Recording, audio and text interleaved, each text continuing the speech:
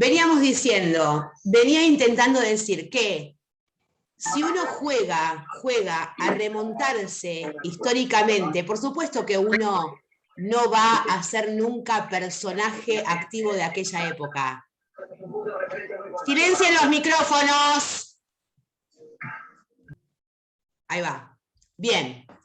Uno no va a ser nunca personaje activo de aquella época, pero, si uno juega a situarse en aquel paradigma, va a comprender, por ejemplo, por qué surge después de la Revolución Francesa ese positivismo formalista, ¿no?, del que ya hemos hablado, al que Hart nos cuenta en el apartado 3, la escuela realista confronta, ¿no?, a partir de la noción del lenguaje, de la interpretación, y no de aquel fantasma del juez autómata que aplica derecho cual lógico, deductivo. ¿Recuerdan nuestra última charla?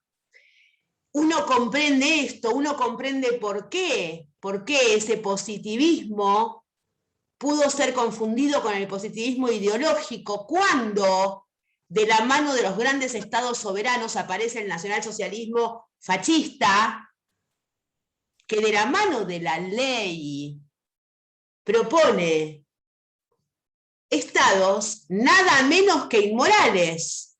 Y entonces también uno puede comprender ese resurgimiento iusnaturalista y a la vez esa necesidad, esa propuesta enfática de ciertos positivistas, cual Hart, cual Nino, cual Kelsen, de presentar al positivismo distinto a ese positivismo ideológico que en términos de Farrell viene a ser una versión dramatizada del asunto, ¿no? Y si uno sigue en la historia va a entender por qué. Después del 45 fue surgiendo silenciosa pero constante y transversal toda una teoría crítica, no del derecho y de todas las ciencias, y va a entender entonces también por qué estamos situados hoy en un paradigma muy distinto a aquellos que lo precedieron. Bueno, hay que hacer este ejercicio histórico para poder comprender un poco mejor qué relación tienen, o sea, qué sentido, qué significación tienen las teorías en su tiempo, ¿no? Claramente ninguno de nosotros hoy entiende al Estado como lo entendió Bentham. Pero después de Bentham, cuando se instala la República, apareció Stuart Mill que dijo, ¡ojo! Que la mayoría es peligrosa. Y aparece la protección a las minorías. Y después de la masacre de esa Segunda Guerra, aparece una Organización de Naciones Unidas que se instala como rectora en determinado marco de derechos humanos y puede resurgir de aquellos propósitos inútiles y tan adversos como la Sociedad de las Naciones previamente. Y las constituciones nacionales empiezan, así como se habían aliado a ciertos principios de ciudadanía y política básicos, artículo 14 de nuestra Constitución, al inicio de los estados, se empiezan a comprometer con otros principios, cual nosotros hoy, conforme al 75, inciso 22, ¿no?, comprometidos en un marco de derechos humanos, con el que no estuvimos comprometidos mientras yo, quien les habla, estudiaba Derecho en sus bancos. O sea, cuando yo hice teoría del derecho no estaba el 75, inciso 22. Eso aparece en el 94. Lo que pasa es que nosotros nacemos y naturalizamos todo nuestro marco normativo como hubiese estado siempre así, ¿no? Entonces así es difícil comprender. Bueno, veo muchos escondidos y la verdad es que me jode, porque no verlos, gracias a los que veo, porque además sepan siempre que les va a jugar a favor. A los que no veo, bueno, sí, no tenga la menor duda, doctor Vega. Bueno, a ver, ¿qué otra duda? Profe, yo tengo una duda, no sé si Y querían ahí hablar de volando las maneras aparece de... con una línea muy bella en la pantalla. Ay, se fue, se escapó de la vergüenza. Pensé que quería ser abogada. Ay, por favor, pedile que no. Eduquémosla para otro wing. Para Hola, otro lado. hermosa, ¿cómo estás? Hola, Yo soy la profesora, la mala de la película. no. Yo soy la que le corrige a tu papá, la que le toma las pruebas, como a vos la maestra. Bueno, a ver, ¿qué otra duda? Yo tengo una duda sobre la guía de lectura Dani. 2. Sí. Me costó un poquito hacer la pregunta 11, que se relaciona con la 9 y la 10. La 9 y la 10 se repiten, dice, proponga un concepto descriptivo de la norma jurídica. Yo lo que puse es cotejar si una ley nacional ha sido emanada desde el Congreso de la Nación Argentina. Táchelo ya. Ah, menos mal. Táchelo porque usted no está leyendo correctamente la consigna y recuerde, mi querida Daniela, que es el primer criterio de evaluación. ¿Puede, por favor, volver a leer la consigna, mi querida? Proponga un concepto descriptivo de norma jurídica. Espera acá, Daniela. Muy bien. Entonces, Laura le está diciendo, Dani, proponeme un concepto descriptivo de la norma jurídica, ¿ok? Entonces, yo lo que te pido es que vos me digas, norma jurídica es puntos suspensivos, que me la propongas con un enunciado descriptivo. ¿Vos sabés qué estás haciendo? ¿Vos sabés qué estás haciendo, Dani? La gran pereza. Me estás proponiendo el concepto de enunciado descriptivo. Pero yo no quiero eso. Yo quiero que tu cabecita trabaje un poquito más y sabiendo lo que es un concepto descriptivo, lo manifiestes a la luz de norma jurídica. Solo tenés que repensar en eso que propones a la luz del concepto. O sea, si un concepto descriptivo, si un enunciado descriptivo, como dijimos hoy, es un enunciado susceptible de verdad por correspondencia, yo tengo que poder dar un concepto de norma jurídica susceptible de este criterio. ¿Sí? Yo tengo que poder decirte, la norma jurídica es, y proponerte un enunciado que tenga verdad por correspondencia. Entonces, conforme a lo que vos respondiste equivocadamente por equivocar la consigna, pero no está mal, o sea, a la luz de lo que vos respondiste, ahora tenés que hacer un ajuste y proponerme directamente un concepto de norma jurídica, ¿se entiende, Dani? A ver quién la ayuda, porque esta es una pregunta de parcial. Dani dio en la tecla. Mi querida Dani está muy atenta siempre. Dio en la tecla. A decir, a ver, ¿Rolando quiere proponer? Sí, vamos a arrancar a decir que ya me llama la nena que si le dan la si da la respuesta correcta hacemos un festejo masivo acá, no. Don Vega. No me puedo hacer ese compromiso, a ver todavía. No, dale, proponelo, a ver, dale un concepto descriptivo de norma jurídica. No, como para empezar, podríamos empezar a decir que es una norma emanada o elaborada por autoridad competente, que tiene carácter obligatorio. Y que bueno, a ver, me gusta. La misma conlleva una sanción.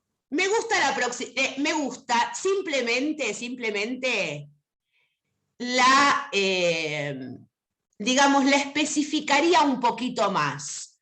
Me gustó esto de la norma jurídica es sancionada por autoridad competente. Podríamos decir a partir de ahí, una norma jurídica es aquella norma en la Argentina, ¿no? Estamos pensando en nuestra norma jurídica. Esto hay que aclararlo, porque en otro sistema jurídico podría ser conceptualizada en forma distinta de acuerdo al órgano competente, ¿verdad? Entonces podríamos decir, propongo, la respuesta de la pregunta, propongo como concepto de norma jurídica en relación a nuestro sistema jurídico argentino, la norma emanada por autoridad competente correspondiente al procedimiento constitucional o en correspondencia con el procedimiento constitucional o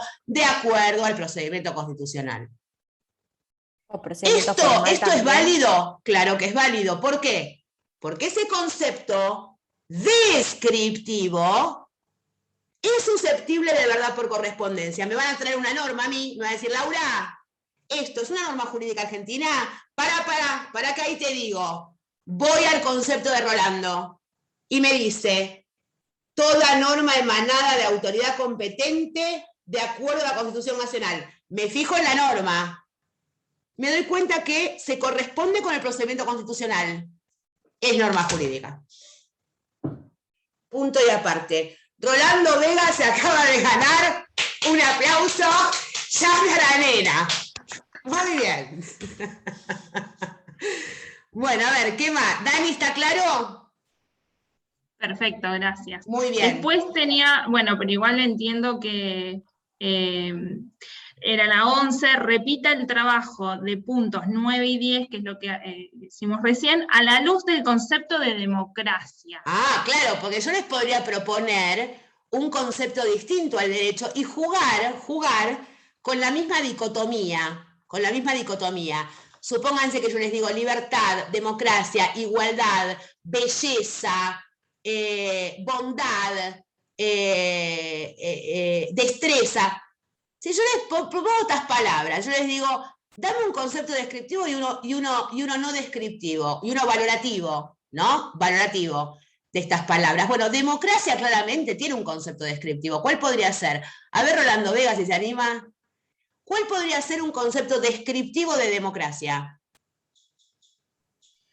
A ver, un sistema es un sistema de gobierno basado en las libertades de las personas y en un Estado de Derecho. O en un Estado de Derecho me parece que acá se me está yendo al pasto. ¿No? A ver, vamos a pensar todos juntos. Sistema de gobierno está bien. Sistema de gobierno está del bien. Pueblo para el pueblo. ¿Cómo? La democracia es el gobierno del pueblo para el pueblo, ¿no? Bueno, pará, te está yendo al pasto vos también. La democracia es el gobierno del pueblo para el pueblo. Esa es una consigna política. Una consigna política, pero no es absolutamente, es absolutamente imposible de aplicarla en este juego. ¿Por qué?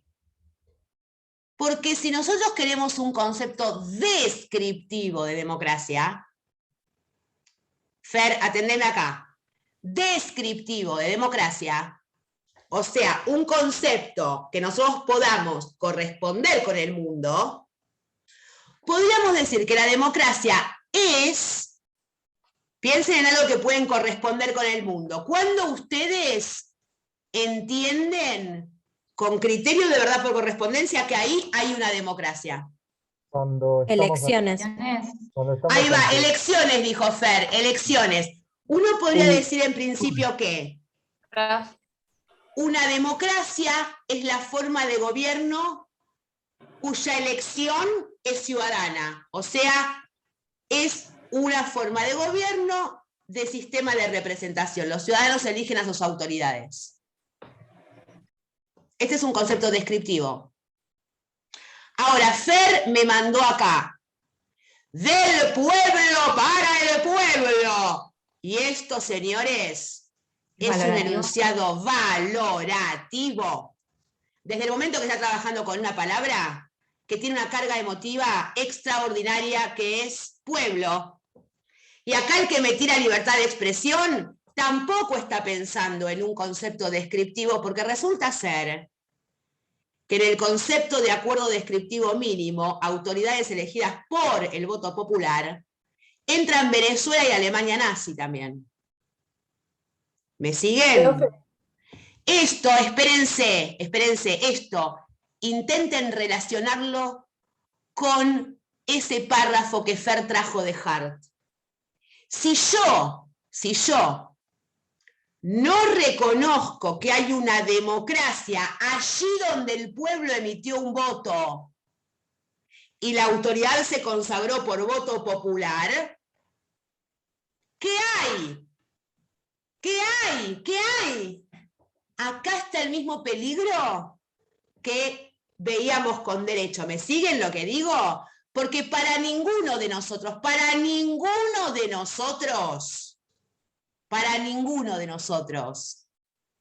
por suerte, el concepto de democracia no se agota en la elección popular. Pero esto refiere a una valoración que no tiene que ver con el número, sino con la legitimidad.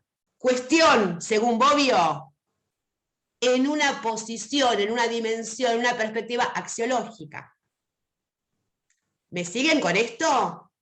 Si yo digo, democracia es el sistema de gobierno del pueblo, para el pueblo, tengo un quilombo de la hostia, Fernanda. Porque ¿qué ingresa en esa consigna?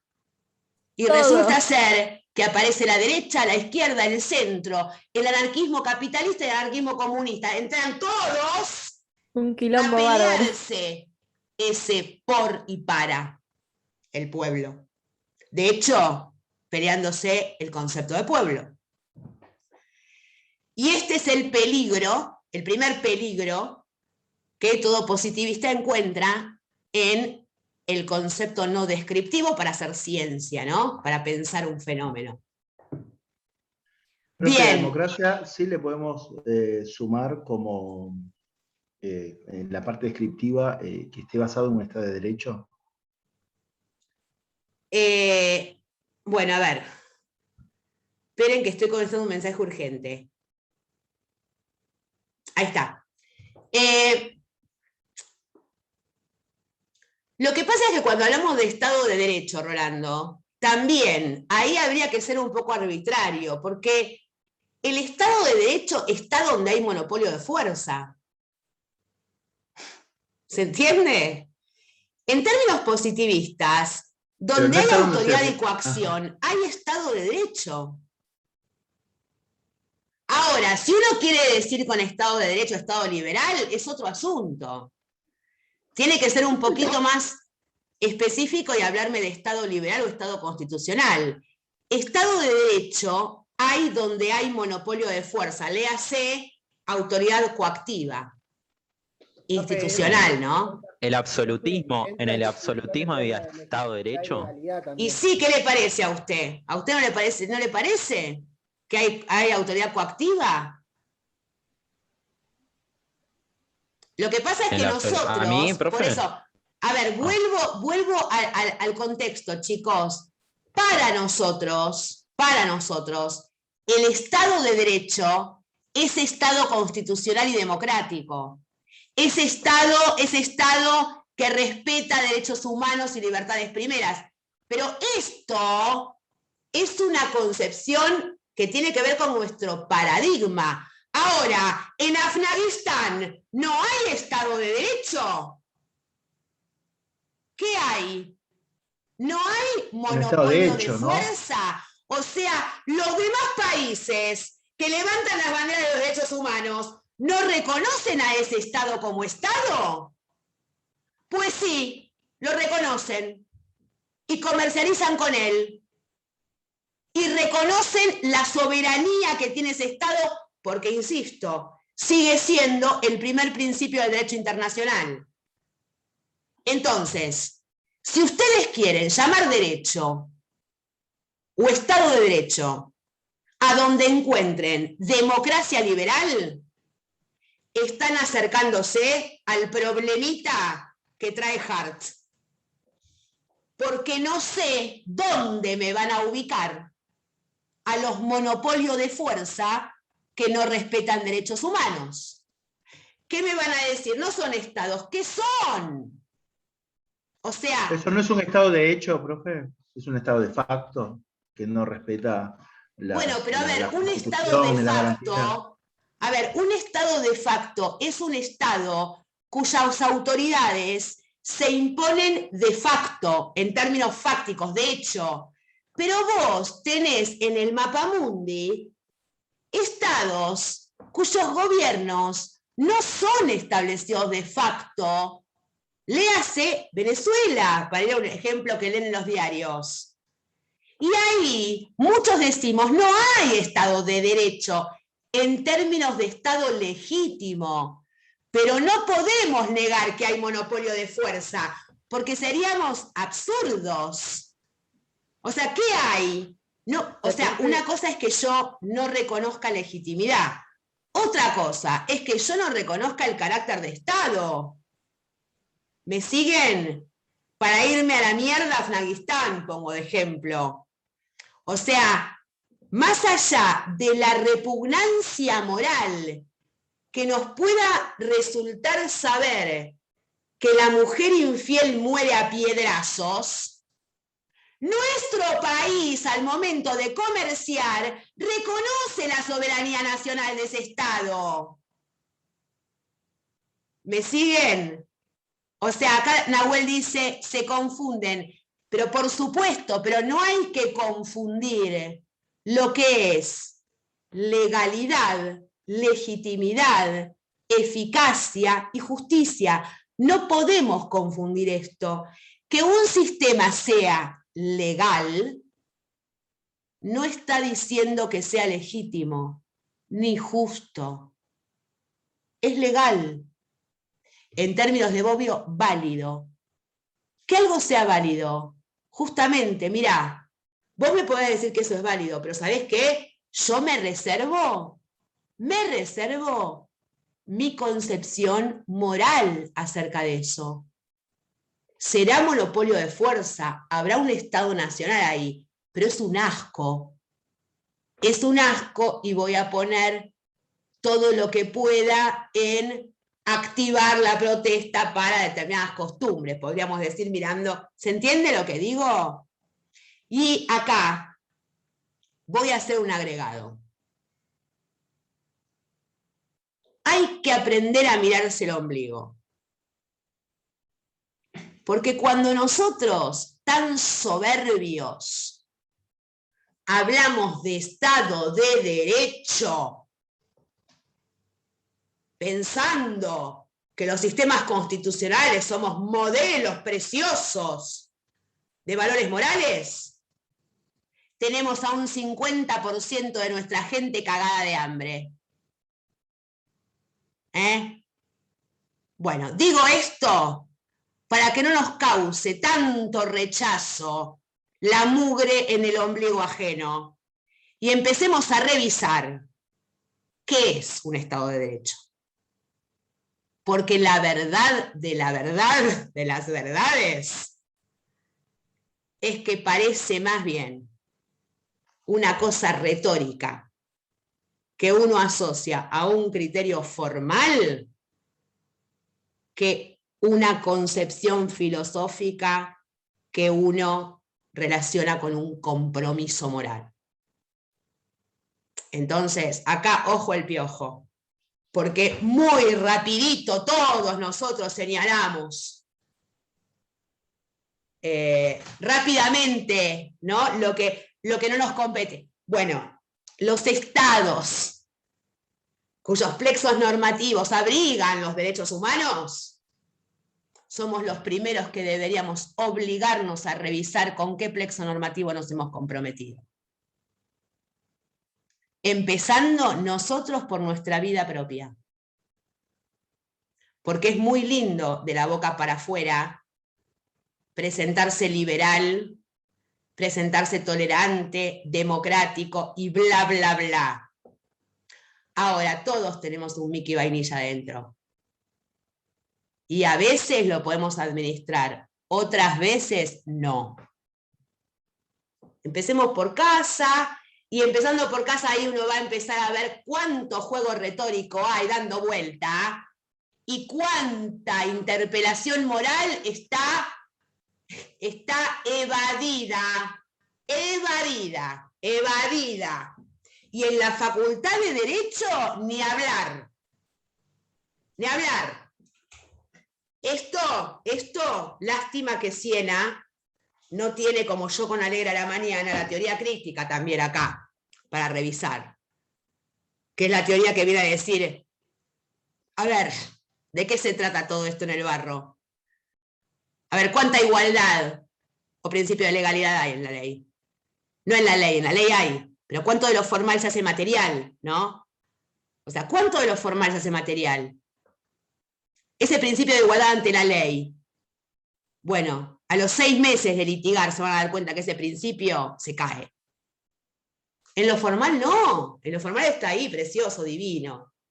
Ahora, si pasan un ratito por el ámbito penal, nada más, un ratito, pues seguramente como yo, algunos después del ratito se pegan la vuelta y se van. Porque ahí claramente uno advierte la desigualdad en términos fácticos, ¿sí? Frente a la ley. Lautaro Lares, ¿quiere hablar? Hola, profe. Hola, Yo tengo una pregunta Lautaro. en relación, ¿todo bien? En relación al trabajo práctico.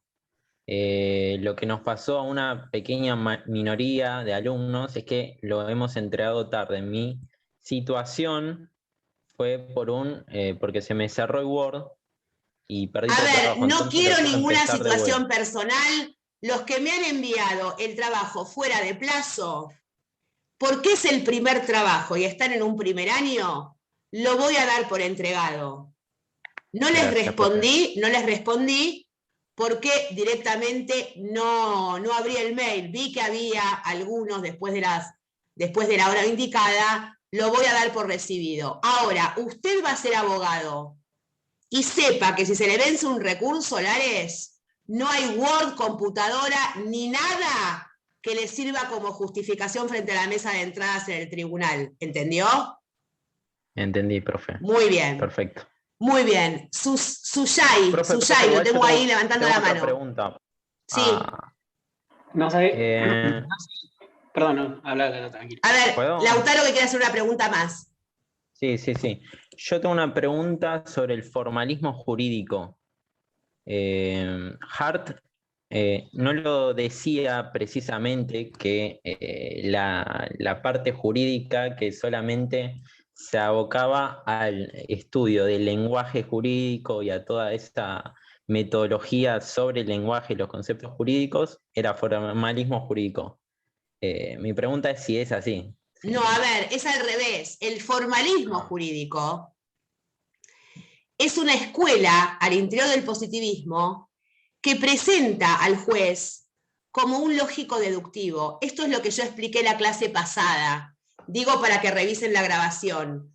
Lo que Hart está diciendo es que la escuela realista viene a interpelar a ese formalismo y ciertamente trae luz sobre esto, porque el formalismo está presentando la actividad judicial como algo que no es, como una actividad que no tiene interpretación, ¿no? ¿Se acuerdan que yo les puse el ejemplo de ese juez que le llega el caso y lo único que tiene que hacer es revisar los códigos? ¡Ay!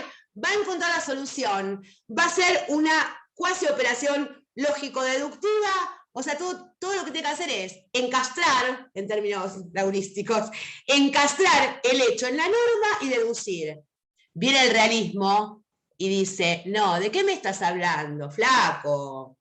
Si el juez, primero, recordá que hay lenguaje natural, entonces que las normas pueden ser interpretadas en distintos sentidos muchas veces. Pero además, pensá que el juez puede elegir la norma en la que aplicar o no aplicar ese derecho. Esto, Lautaro, te recomiendo que revises la clase pasada o la anterior, no me acuerdo cuál, pero estuvimos detenidos casi toda la clase en esto. Dale, gracias. Pasa en la anterior, yo no estuve. La pasada. Bueno, la pero pasada, la grabación la revisar. pasé, fíjate y revisá la grabación. Gracias. Suyay. Sí, buenas. Buenas. yo mandé la guía en horario correcto y todo correcto, en el plazo correcto, en el plazo indicado, pero no me llegó mail de confirmación, así que te mandé un mail a vos. Entonces, bueno, reenvíamela o mandame un mail, porque puede ser, les cuento, yo tengo varias comisiones a cargo en la UBA, y el calendario académico es el mismo. Entonces, normalmente, en esta época del año, son muchos los correos que yo recibo con trabajos prácticos, y claramente se me puede escapar alguno, Suyay. Entonces, de última, reenvíamelo, ¿sí? Y ahí yo te voy a contestar. Deme tiempo hasta mañana al mediodía. Bueno, Sí, a ver, ¿alguna otra duda? Aclarar. ¿Ninguna? ¿No hay ninguna duda? Nada.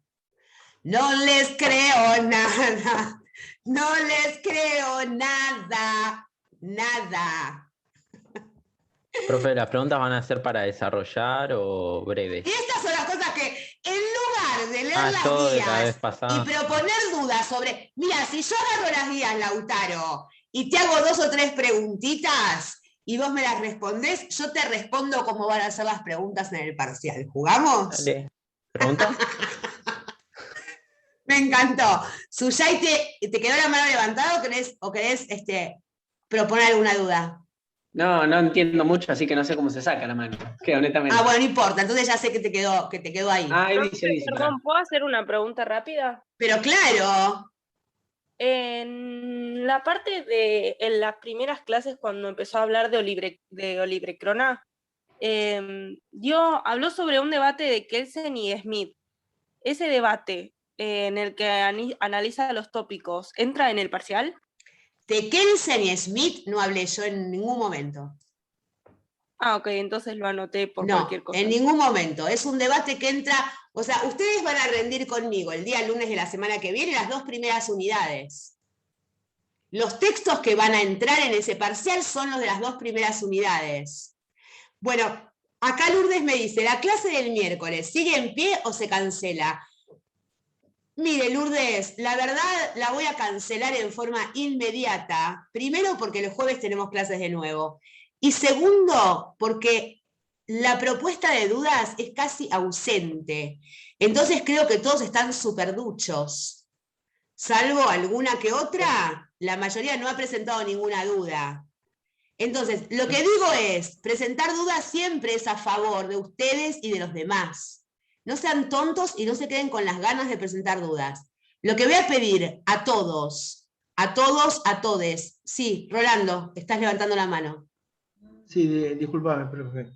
En la clase pasada usted dijo que iba a seguir con la explicación de normas primarias y secundarias que da Hart, que definía el derecho como un sistema de normas primarias y secundarias. Pero esto que dice Rolando, que es muy importante, que es el concepto hartiano del derecho, esto no entra en nuestro parcial. O sea, en este parcial no entra. Lo que quise decir es que voy a continuar con eso en las próximas unidades, cuando veamos a Hart, ¿sí? Pero por el momento, Rolando, lo único que nos importa de Hart es saber que confrontó con Austin en la teoría imperativista del derecho y lo acompañó en la filosofía analítica y en la separación conceptual del derecho y la moral. Ahora, les digo algo, les pido a todos, por favor, que lean el texto de Laporta, si no lo han leído todavía, para la clase que viene. Porque ese texto tiene 3 o 4 categorías que son de importancia, y reitero que lo sumo al examen del lunes. Yo les voy a pasar igualmente, como siempre, mi guía, la guía Lau, para que tengan del texto de Laporta. Profe. Sí, ¿quién habló? Yo. ¿Ese es el único texto de Laporta que entra? Que entra para el primer parcial, sí, Chiara. Si tienen ganas de seguir leyéndolo, léanlo. Pero mi sugerencia es, atiendan puntualmente a los textos que entran para el parcial, a la luz de las guías que les fui ofreciendo. Concéntrense en eso, ¿sí? Okay. Tengan bien sólido eso. Si aparece alguna duda respecto a alguna pregunta de todas las guías, tráiganla al aula, porque la morosidad se me terminó cuando califico. Esto ya lo avisé, ¿no? Profe, yo tengo una duda sobre el positivista jurídico y el positivista ideológico. Bueno, para esto Farrell, el positivista de ahí tengo la ideológico es el positivista que entiende que en la ley hay obligación moral y jurídica. El positivista ideológico me dice, la norma válida, como caracterizó Rolando hoy, la norma emanada de acuerdo al procedimiento constitucional es obligatoria, jurídica y moralmente, porque lo que sancionó el Congreso es justo. Claro, el tema es que el positivista jurídico dice, porque pone las definiciones que da Farrell son exactamente parecidas, pero la única palabra que difiere es que dice condicionalmente a la hora de describir al positivista jurídico. Claro, pero por supuesto, porque el positivista jurídico asume una única obligación frente al derecho, la jurídica. O sea, el derecho es obligatorio en sentido jurídico para el positivista jurídico. ¿Por qué en sentido jurídico? Porque si yo estoy frente a una norma jurídica, sé que si no la obedezco, la obligación jurídica lo que me va a importar a mí es una sanción frente al incumplimiento. Ahora, ¿por qué dice solo condicionalmente es obligatoria moralmente? Porque solo es condicional, o sea, si yo estoy de acuerdo en términos morales con la ley, voy a sentir ahí una obligación moral también. Pero el positivista jurídico nunca jamás le atribuye a la ley una obligación moral per se. O sea, por ser ley, no trae con ella una obligación moral, trae con ella una obligación jurídica. ¿Ok? El positivista ideológico, en cambio, cuando la norma es válida, trae con ella obligación moral y jurídica. La obligación moral es de cumplirla, ¿no? ¿Cómo? Sí, perdón que me metí, pero la obligación moral es de cumplir esa orden, o sea, tengo la obligación moral de cumplirla. A ver, acá esto es una muy buena pregunta de Fer. No confundamos las cosas. La obligación jurídica, cuando yo digo tengo una obligación jurídica frente a la ley, yo puedo no cumplirla, pero la voy a cumplir, porque no soy estúpida, no quiero que me sancionen, entonces cumplo para que no me sancionen, ¿sí? O sea, el obedecer o desobedecer está en otro lugar. Estamos hablando en términos teóricos. La obligación jurídica importa aceptar una sanción frente al incumplimiento. La obligación moral importa una obligación porque entiendo que eso es lo que debo hacer. No, eso es lo que debo hacer en términos jurídicos, no lo que debo hacer porque responde a un criterio de justicia. Seguimos la próxima, seguimos el jueves a las 20. Se nos va a cortar. ¿Sí? Bueno, gracias por su presencia y muy feliz Día del Estudiante para todos mañana. ¿Sí? Gracias. Chao, profe, Bueno, gracias. que tengan linda noche. Nos vemos el jueves a las 8. Estudien.